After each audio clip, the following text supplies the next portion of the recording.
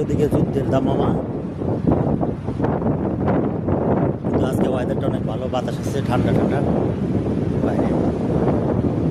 এই হলো বাহারানের পরিস্থিতি। গালফের আকাশপথ বহুতই গরম, ইসরায়েলি বিমান আসে, আমেরিকান বিমান উড়ে। এই সিরিয়া গালফের অবস্থা। তবে এরকমের বেশি দিন চলতে থাকলে কাজকামের অবস্থা বহুতই খারাপ, আরও খারাপ অবস্থা হয়ে যাবে। তো দোয়া করি আল্লাহর কাছে তাড়াতাড়ি যাতে কাজকাম, যুদ্ধ মুদ্ধ যাতে তাড়াতাড়ি শেষ হয়ে যায়। এতে করে আমরা যারা সাধারণ প্রবাসী আছি তাদের ভোগান্তিটা একটু কমে যাব। পৃথিবীর সব জায়গায় সাধারণ প্রবাসী হোক, সাধারণ জনগণেরই কষ্ট। তাই যারা সব যুদ্ধ টুদ্ধ নিয়ে খেলতেছেন, সাধারণ জনগণের নিয়ে একটু চিন্তা করেন, তাহলে আমরা বাচ্চা যাই।